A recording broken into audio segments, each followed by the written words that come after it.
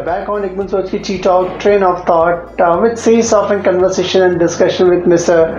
Gopal Mishra, who is a ERP senior manager with HPCL. So welcome again. It's an interesting conversation we are having on diversified topic like. Now, in fact, when we talk in terms of negotiation, like what are the principles of an negotiation like? Let's say first about separate people from problem, like what do you say about that? So it's important that you said principles and not rules, because there are no fixed rules.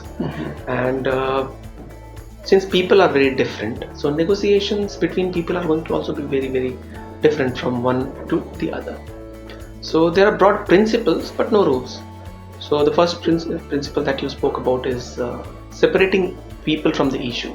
And of course it is very important, because sometimes people and their relationship can come in between these negotiations. This is generally about the organization.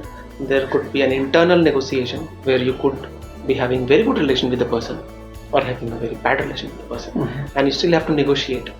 So the principle is that do not bring your personal perspective, your personal relation into this negotiation. It is easier said than done, because we are all humans and we do bring our personal things. Like if I am very good with that person and I have very good relation, I have a tendency to give in. So maybe I negotiate, while I am negotiating, I give in everything, which I should not have from the organization's perspective. Similarly, if the person I have in front, I do not have very good relation, I have, let's say, had a fight with him. Now I want to convert into a win-lose situation. That is also a very detrimental thing to do. So the principle is to separate the personal relation from the negotiation, and that is what is a very important thing. It comes with practice. It doesn't come just like that. Correct. Many times I think during a conversation, what happen, people they focus more on their interest, but not on the position, like Yeah, say so. In negotiation, often we have one company at a higher position or one person at a higher position and the other one at a lower one. But position based negotiation can work it can work. It's not like and many firms do it, but what happens is it doesn't work in long term. So if you want to build a relation with that business partner for a long term, you should not do a position based, more on the interest based, because like I am at an advantageous position. I am a bigger company, you are a smaller supplier. I can negotiate you into and squeeze a lot from you, but then this will not motivate you to come to me next time. The moment you get any other customer, you switch. You'll not try to build a long-term relation with me. Sometimes there are benefits beyond the agreement, and I may require those benefits. I will not be able to get that from you. If I have squeezed you too much, you may not want to help me out. So these things matter a lot. And in fact, basically, when we go for a negotiation, ideally, like anyone should be more focused as far as the objective which are concerned. What do you say about that? So that is the most important thing, actually. The objectives of, and not only your objectives, but the objectives of the other person. So you have to define what are your objectives from this negotiation. So there could be objectives, and there would be hierarchy of objectives. There would be objectives that you must get. There would be objectives that you should get, and there would be objectives that would be good to have. And similarly, that would be there for even the other person. And understanding of these objectives, the better it is, the better it will be for the negotiation, because the better you understand your perspective as well as the other person's perspective, you will be able to find the best solution. The motivations of each party, you will be able to find the best solution to the negotiation.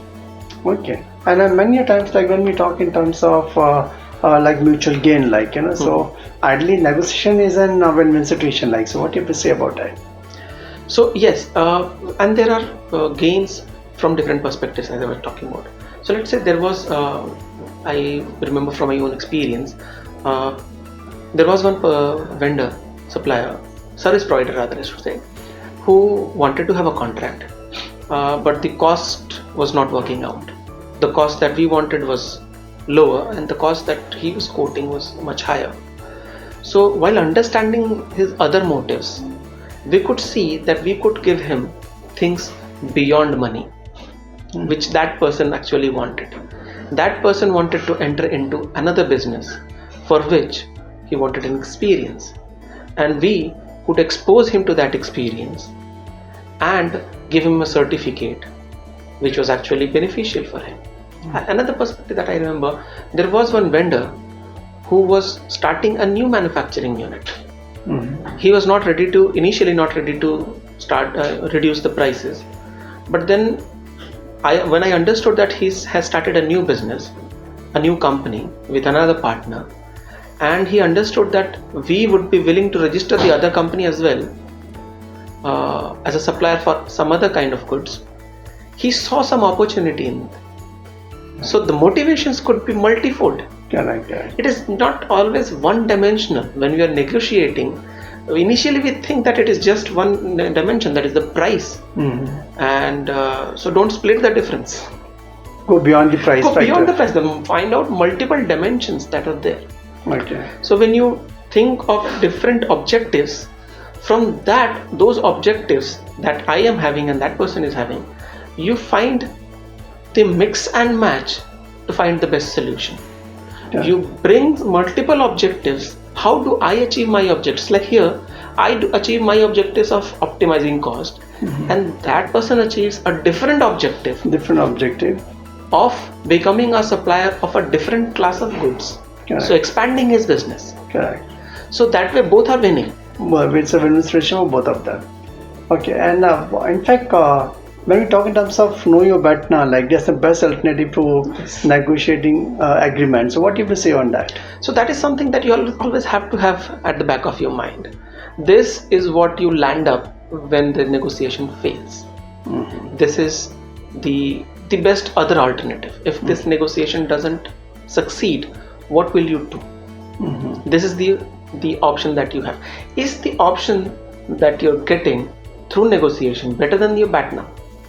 If it is, then you must work to make this negotiation a success, because you have a lot to lose.